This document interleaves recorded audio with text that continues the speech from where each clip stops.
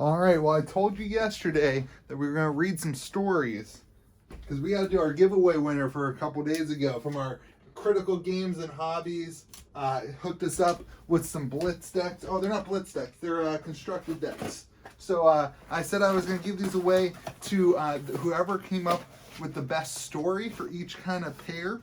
And then yesterday I was supposed to give them away, but then I decided maybe we could just do some story time together and read the stories together, and then I can just pick the winners live on camera. It's not live, but like as I'm reading. I have not read the stories. I've read some of them as they were coming in, but then there was just so many of them. I don't know if this video is going to be 5 minutes, 10 minutes, or an hour, so we're just going to go for it. I hope you're having a good day. Sit back, relax, and enjoy story time. I read stories to my daughter all the time. I have an 18-month-old. If you ever notice like junk on my hoodie or whatever, it's because I have an 18-month-old daughter and I'm not changing for you guys. So it's hard enough for me to get myself changed daily anyway. So all right, let's go ahead. We're going to read. So I'm going to pick kind of like my favorite ones, and I'm going to keep track of them. They might change in the middle of them because I haven't picked the winners yet. So we've got 8 sets of decks. These were made by Critical Games and Hobbies. They gave me an awesome little content a couple days ago. They've got sleeves in there, and then a full classic constructed deck, and then also the young hero is in there too, so you could like adapt the deck. They make these and sell them at their store and maybe even on their website. So let's get to it. Story time with Louie from Kitchen Table Games. I like it. Here we go. All right, that one's not a story. Here we go. Fab Guy IT. Here we go. This one is for Dash and Dorinthia. Okay, Dash and Dorinthia. Once upon a time, Dash and Dorinthia walked into a watering hole, chatting as they do. Reinar, he put it together a story for all of them? Reinar and Kano immediately stopped playing pool to observe the odd friendship, but quickly returned to their heated game. They had big money on this one. Reinar was saving for more clubs, not bigger or better clubs, just more of them. Kano needed more crimson robes, and he had a nasty habit of setting his on fire. Just a few feet away, Viserai and Azalea were arguing about darts again. Dorinthia just sighed while Dash never stopped talking. She sometimes wondered if there was something else going on with Viserai and Azalea.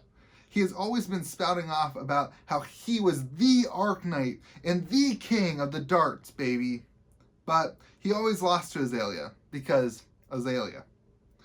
Further down the long oaken expanse of the bar, Katsu and Bravo were sharing war stories. Whether any of them were true was debatable for another time. And then the door swung open one more time, and the air immediately began to feel electric, as what appeared to be 2 versions of Cavdane strode confidently into the establishment. The question was, were they here for business or pleasure? And which one would be worse?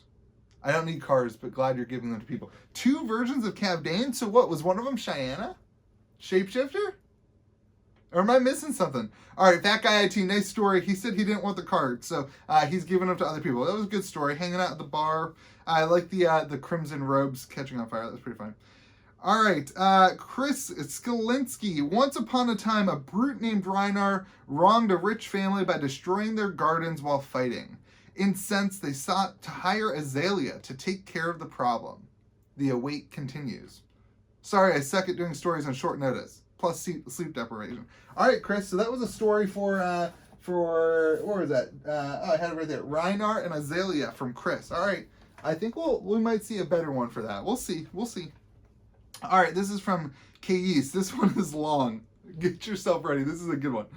All right, Case. Once upon a time, in a dark room by the glow of artificial lights, a capped figure broods in front of a lensed arcane machination, brooding about in the front of his parcel of newly arrived tribute delivered recently from him from a distant land. The night was a night for revelry. The capped figure's cheers towards an unseen audience, for over 900 strong subscribed to hear his gospel through the machinations of his arcane devices. This was to celebrate 900 subscribers, so I sense that was the tribute tonight is a very special one one of his very loyal faithfuls of noble status, and a patron of his arcane gospels, gathered together the essences and fragments of mythical heroes young and old. This guy's really buying into the patron thing. Over 900 strong have gathered in support and empower him with the status and fame he needs to rise above the ranks within the vasiform, tribular, plane of you, where he ruminates before his arcane machination, inspiring his followers scattered across the distant lands. Today marks a triumph, not only for me, but for all of you who have gathered before me. I think this is supposed to be me talking or somebody talking. The capped figure preaches towards the unseen faces of his followers. As a celebration of this moment, I will share with you a select few of the tributes that have been offered to me by the faithful. The figure, through another arcane lens, gestures through the 8 colored boxes bearing a sigil, a given name, and an epitaph. Share with me your tales of these heroes whose names you are engraved upon these hollowed vessels collected here. I will offer to you the faithful chance to touch upon their legacy and wield their powers for your own personal desires and endeavors. He takes a yellow box, exposes the outer seal. I think he's just telling the story of me telling the video. Just go watch the... All right. He takes a yellow box and exposes its outer seal, exposing the 3 clear containers, a seal with almost transparent aura. Within the first 2 containers are sealed protective seals for preserving artifacts and essences of legends. The final container brims with the vibrant energy as he unseals it to brandish its contents before his arcane lens. That's the camera if you haven't caught that. Behold, the collected legacy of the warrior Dorinthia Ironsong, lieutenant of the Hand of Soul, protector of Solania. As he finishes his words, the contents of the container flash before the arcane lens, the memories and fragments of the hero from present and past, and the storied artifacts and feats her decorated legacy. Such power and potential can be yours if you offer unto me your own tales of these heroes.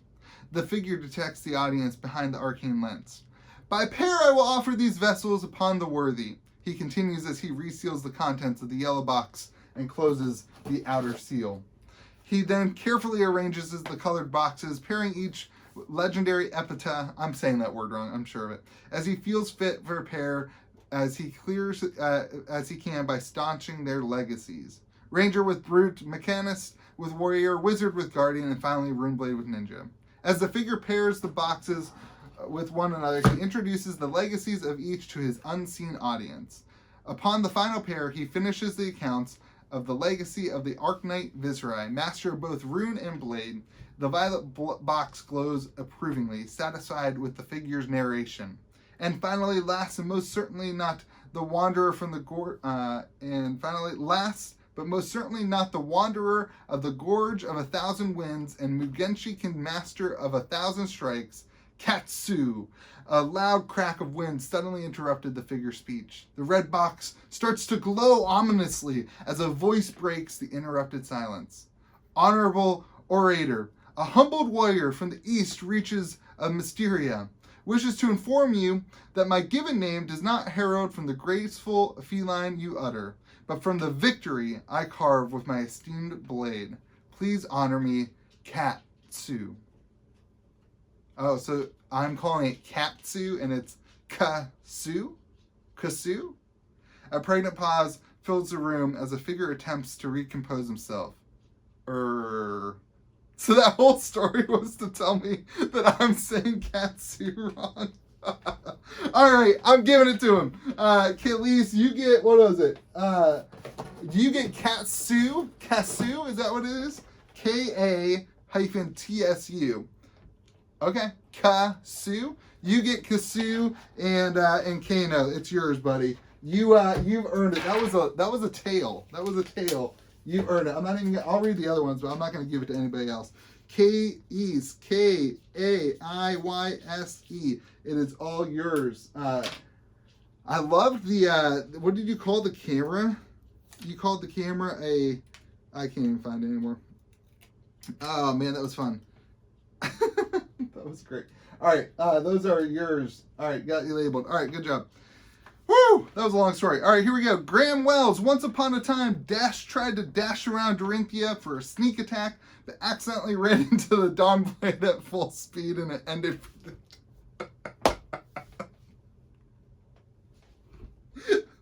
It ended predictably. All right, that was good. All right, so that was Dash and Dorinthia. All right, so we got one for Dash and Dorinthia. I'm not going to give that one yet. We might see a better one. Once upon a time, the steadfast warrior Dorinthia was charged with removing Dash from the realm. Her Dawnblade quivered. This is Kali. Her Dawnblade quivered at the side as she approached the center of town at high noon. The fight was epic, but in the end, the countless hours of training propelled the warrior to victory over the mechanologist. That was a good story. That was a good, typical story about a battle. All right, Terry Thai, I don't know what it is, Terry Thai. Once upon a time, a wholesome guy named Louis created a YouTube channel with positive vibe. People were drawn to that vibe like a moth to a flame. They flocked to his channel. The channel grew and grew until it reached 1 million subscribers. We're going to hit 1,000 sometime. Terry, that was not a story about the deck, so you don't get it, okay? This isn't about me. This is about the deck. Great support from Critical Games. All right, this is Das Ux. Once upon a time, Bravo and Kano walked into a bar. Bravo tried to buy a beer, but Kano kept interrupting him on his turn. The end. All right, that was Bravo and Kano. But I think I paired Bravo. I think I paired Bravo with Viserai. I don't think he did that right. We'll have to tell. Maybe I don't know. We'll figure it out. All right. Once upon a time, Cheyenne. Cheyenne was not in this Arcbound Geek. Cheyenne looked upon herself in the mirror and found out that she could control her reflection aspect too. She then took the form of both Dash and Kano, and started fighting with herself, just messing around. Good luck, everyone. That was Arcbound Geek. All right. Troy Bowden, story for the Warrior/Mech deck. Warrior. Yeah. So okay, I got that right. Once upon a time, in the world of Wraith, there lived a young hero by the name of Dash. She was a beautiful young lady, always inventing because she was extraordinary, which is how she got her name, Dash, Inventor Extraordinaire. Dash was always looking for the next adventure. She decided to go out and find some. Using her boost, she was off to the unknown world ahead. Not far off, Dash in the same world lived the most heavenly of beauty, the warrior and young lieutenant Dorinthia Ironsong. Dorinthia dedicated her life to defending the people of Solana. Yet she too was looking for adventure with her weapon of Dawnblade. So she went forth, and they both found what they were looking for. As the evening fell along a path of uncertainty, the heroes met. Dash, using her Tecloplasma pistol, was able to cause damage to Dorinthia. Why are they fighting? Dorinthia was not hit too hard as the plasma blast was blocked by the Brave Forge bracers. Dorinthia attacked using Dawnblade with Singing Steelblade, and Dash was pushed back but only suffered 2 hit points thanks to her Teclo Foundry Heart. These two women of battle fought with glory and skill, and as their battle drew forth, both realized that to see that both were of equal skill set and decided to draw and to battle again in the coming days. If he wins, he's giving away to his LGS here in Kentucky. You know what, Troy? I mean, I don't understand why they were fighting. You know what I mean? Like, you just, like, they were both good people, and then they started fighting. I don't get it. All right, Devin McCann. Once upon a time, the traveled wizard came across a super lush clearing that opened like a bowl. As he scanned the field, he noticed what looked like his nemesis, the warrior, on the other side. He inhaled, and he gathered his thoughts, and then he prepared for death. So that was a wizard and warrior. I don't think some of you guys followed the rules, I'll be honest. All right, Vlad Sander, congrats on the 900 subscribers. Good game, Louis. Once upon a time, in a land far away to the west, we find our young hero, Azalea. She wander in the depths of her savage lands in the search for a formidable opponent so she can pass her step into the initiation as an elite member in the Death Dealer. After days on hunting, she stumbles upon Reinar. So this one is accurate. A fearsome brute. By the time Reinar realizes the situation, an arrow already pierced his skin. These two magnificent warriors continue their battles throughout the day. Now the moon shine upon them. The victor will most probably arise in the morning together with the sun. That was pretty good, Vlad. You're on the top of the contenders right now for Reinar and Brute. We're getting through them. This one beats you out. William, once upon a time, Reinar and Azalea hugged. It was in Reinar's dreams. All right, Will just beat you out. Vlad, that was a good one, Vlad. But I'm giving it to Will right now. Azalea, Reinar, you belong to Will. That was funny. One time they hugged, but it was in Reinar's dreams.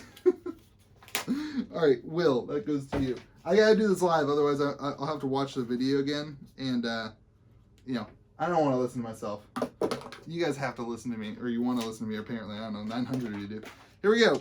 Will. There we go. All right, we got 2 more to give away. Here we go. This is Zach McCullough. I can't say your name.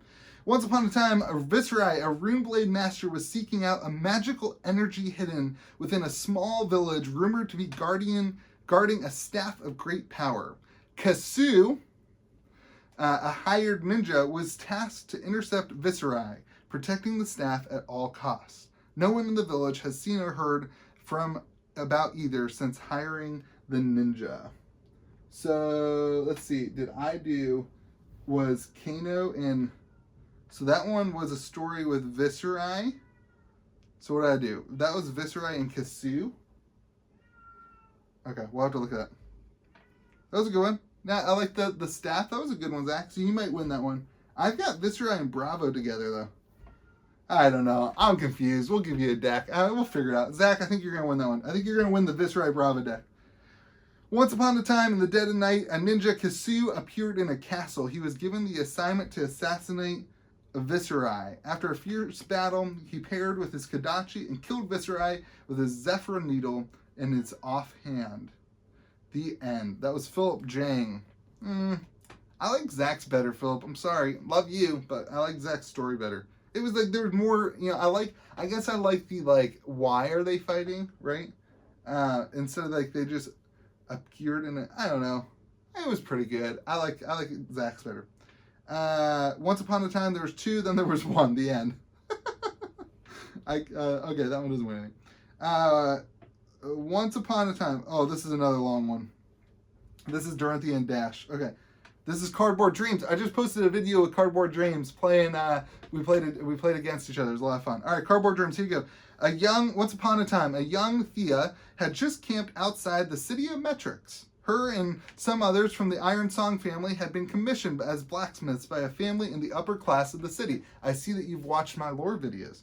Camped outside, they created a makeshift forge and they got to work. The Iron Song family preferred to work without the noise that the techno-metropolitan city had to offer. They would work diligently for just over a week before presenting their work to the Teklo family. In the afternoon, before the evening of the presentation, the majority of the Iron Song family ventured into the city to enjoy the culture and food after a long week of work. But not Dorinthia. Thea had stayed behind to work on her swordsmanship.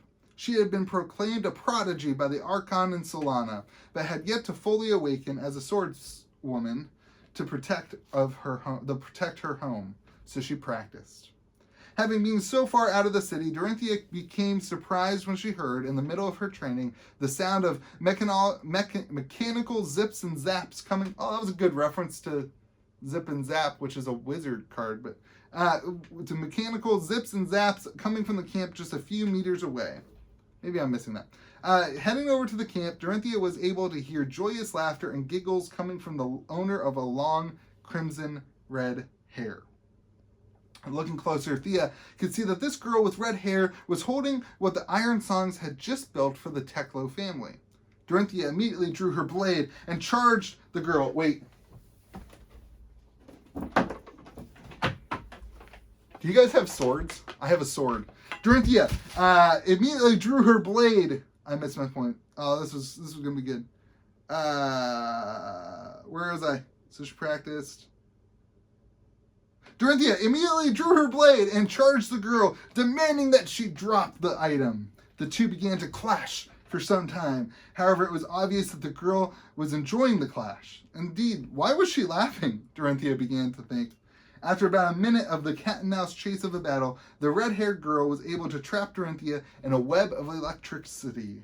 Dorinthia expected to get hurt and she braced herself, but the red-haired girl dropped what she took from the Iron Song Forge, and she stood and said, "You're a lot of fun. I'm Dash." Dorinthia was even more confused by the introduction as the girl continued to say, "I'll see you at the Teklo family banquet tonight. It should be more fun since you'll be there with your family." And she sped off back towards the city. That was cool. That was cute. Like, they're friends, right? Like, whatever. There's some comments on there. Let's see the replies.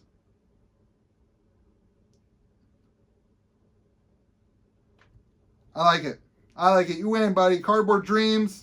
You get the Dash and the Dorinthia one. And he also beat me out in the game, so that was fun.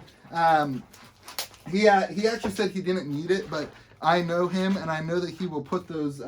he will make sure to get those cards to cool people, and so I'm giving it to him. That was a good story. Cardboard Dreams. All right, we still have...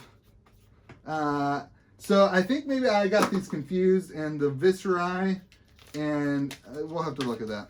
We'll look at it. We'll figure it out. We'll figure it out. We're doing it live, everybody. High quality content on Kitchen Table TCG, okay? You know? Yeah, I could have read these all by myself, but then you want to have my reactions. Okay. Let's go. We're getting through them. There's a lot more fun. Once upon a time, Visceri. So this is Visceri and Katsu. So, Visceri and Katsu. It must be, I must have gotten that wrong. So, Kei's is getting Visceri and Katsu. Because he corrected me on how to say Katsu. So he's gonna, so Kano and Bravo are the ones left. But this is Once Upon a Time by Joseph. Visceri, the imposing being, crept through the darkness, and though he had no conscious destination, he felt drawn to the twisted darkness of the forest that unfolded before him. Visceri, once living, had become more than that now. Powering over the glowing Arknite shard within, he possessed not only physical strength... Oh, my dogs are barking. He possessed not only physical strength, but... Oh, man, this content, right? He possessed not only physical strength, but the magical power to bend his surroundings and his enemies at will. I didn't know he had that ability. Through the enveloping trees and other growth was still at his death, Visceri felt the presence of something watching his movements. Understanding an attack was imminent, Visceri unsheathed his Nebula Blade. Where's my blade? His Nebula Blade! And this is how I read books to my daughter. I always get lost. He unsheathed his Nebula Blade as he began to glow with his magical energy. Katsu sprinted towards the invader. An agile ninja, Katsu called upon the wind to create a path through the forest life, granting a clear shot at his foe. Visceri turned towards the path which developed from the wind-blown trees. He locked eyes with the sprinting ninja as he was dealt 2 successive blows. And then Visceri unsuccessfully sliced with his sword and was met with another blow from his nimble foe. Visceri used the power from the Arknite shard to create a rune chant aura that Katsu continued to attack. The ninja began to chain his attacks together, hitting one after another, as Visceri built the enemy of rune chant auras. As Katsu confidently began a series of attacks that was certain to destroy his enemy, Visceri blocked the chain. Combo breaker! The surprised ninja had spent all of his resources and could not block the massive damage Arknite's blade or the damage inflicted by the rune chant auras. The battle was over, and Visceri continued on, detached from the battle he had just won, as the forest swallowed the remains of Katsu. Oh, man. Thanks so much for the contest. My brother and I have recently been introduced to the game through content creators, and I'm so excited to actually play the game. All right, Joseph, I said I was giving this to Kais, but you know what? Kais' story was more about me. It was good. I don't know. Maybe we'll give Kais the other decks. We'll see. I'm going to move this. I'm going to give this to Joseph because his story was more... Kais' story was about everybody, so maybe he doesn't care as much. So I'm going to give these ones to Joseph because Joseph's story was really, really good. And he needs the decks. But I don't know, maybe Kais does too. I don't know. This is hard. This is why I like doing it randomly, but you know, whatever. I'm a pro, you know what I mean? Like this is, whatever. Here we go. Joseph, those are going to you for sure. I'll figure out something if I don't find something to give to Kais. All right, discard. That was great. That was really good. I love the detail.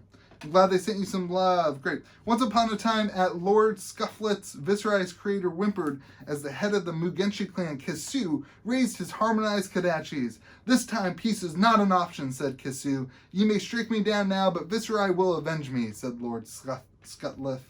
The only sound was from the blade slicing the air in unison. Lord Scutlif was no more, and Viserai, 1,000 miles away, could feel his creator's soul leave the plane of existence. Oh, that was pretty good, Spitfire. I like it. That was good. Not as detailed as the one we just read, though, Joseph's. All right. Killa Kuna, congrats on the 900 subs. Cool. That was just a great, okay. Ohio is booming with Flesh and Blood. Armory events in the USA. Good. Congrats on 900. Congrats on 900. All right. Dehans Roy. Hey, dude, Dehans. I've got a tome of Fandel still for you. Email me. I've messaged you twice on YouTube. Once upon a time, no, Dehans. Okay, I'm not. You don't win this because you got to get your tome of Fandel first. Once upon a time, two great female leaders with different paths of life came together to forge an alliance against a threat that suddenly emerged. Even though Dorinthia had sworn to protect the people of Solana, her powers alone were no match against the evil threat that was looming in the shadows, only getting stronger by the day. Luckily, Dorinthia heard of a girl named Dash, a brilliant inventor full of wild ideas, which she promptly recruited. This was just what she needed. I love all the Dash and Dorinthia best friends thing. That's pretty cool. It's cute, you know what I mean? This is what she needed: something unexpected that could withhold against evil forces that only had one goal in mind: engulfing the lands of Solana until the day of darkness was left behind. Until only darkness was left behind. Dash knew what she had come up with was something better than any invention she had ever created. So, like any brilliant inventor, Dash also had a weird way of coming up with ideas, opting to go with a risky plan, trying to recreate some kind of prison that would be able to trap any demon that could be in the vicinity of the invention. Just like how you would trap a genie in a bottle, she said. Luckily for both of them and the people of Solana, the crazy idea ended up working. While Dorinthia kept the forces at bay, Dash was able to enable the device unnoticed, thus trapping the remaining demon-like creatures for good. I hope this wasn't too weird. It was a short story that probably needs some work on certain plot points, and now that I think about it, she probably wouldn't have been able to create such a device. But let's just say the story wouldn't be canon and just fiction. You know what, DeHans? I didn't love your story. I didn't capture. I mean, I like the idea of like Dash creating something that could hold everybody in there, and I like the idea of them teaming up. But definitely needs some plot points. And more importantly, you can't win another prize because you haven't claimed your last prize. So I've got a tome of Fandel sitting right here. What am I supposed to do with it, right? Like, claim your prize. I've messaged you twice. All right. Love you. Thanks for being here. I just want to give you a card. Okay. I need water. Ricardo, once upon a time, a ranger tracked a rabbit and found a brute. I know a few people who love card games and don't know about the game yet, so any deck would be fine. Ricardo, your story was okay. It wasn't good enough yet, but I can send you some commons. You want some art commons? I got plenty of art commons for you. Shoot me a message. This is not a story, I don't think. Against the brutes.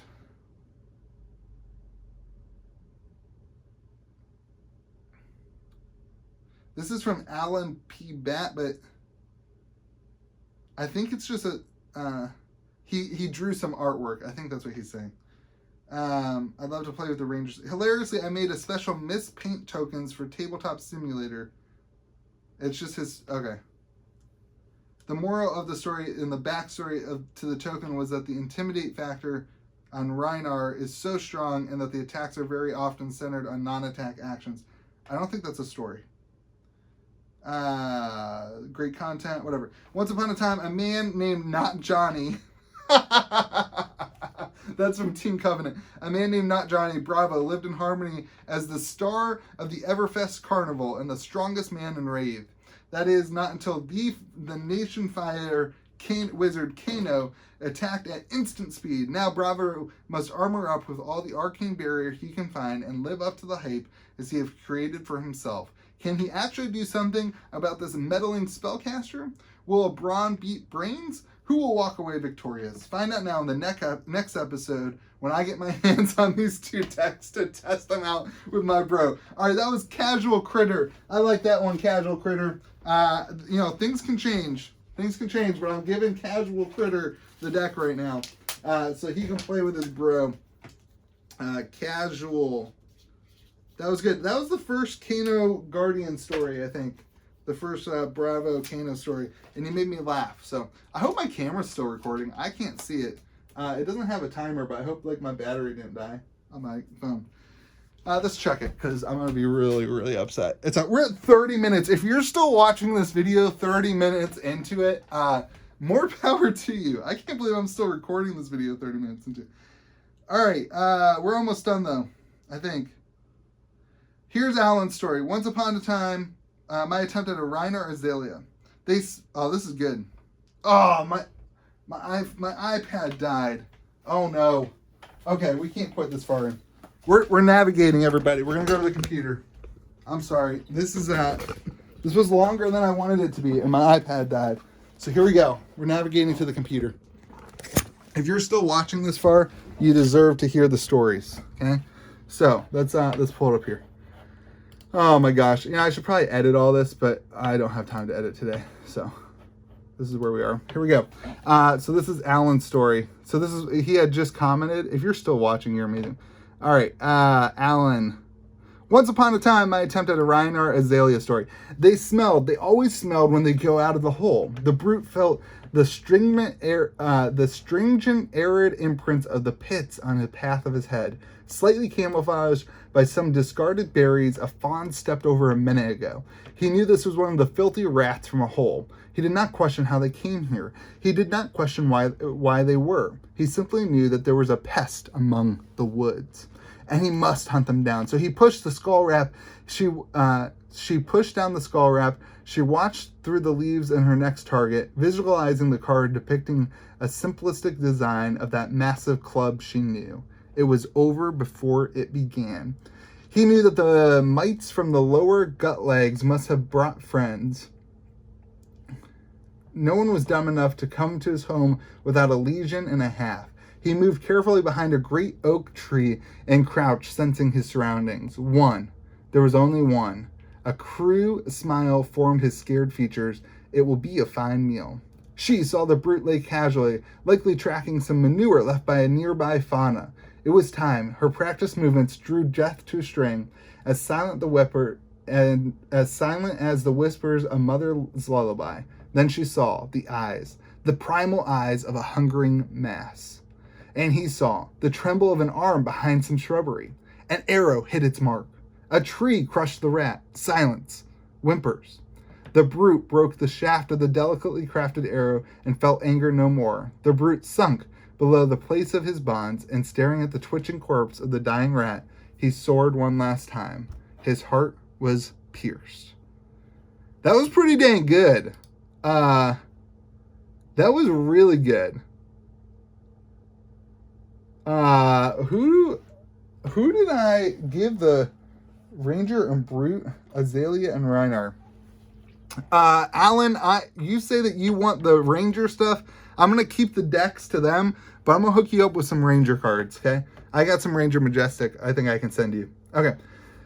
I need water. I'm wrapping up. I think I got one more. Here we go. One more. Kill a Kahuna. Once upon a time, there was an angry and lost brute named Reiner who wandered the savage lands, mad at the world with no idea why anymore. He pillaged looking for any type of meaning. One day, he was out of the hunt and he snuck up on a beautiful goddess. As he approached, he snapped a twig and he startled her. She fired an arrow, grazing his cheek. For an instant, it was bliss for him.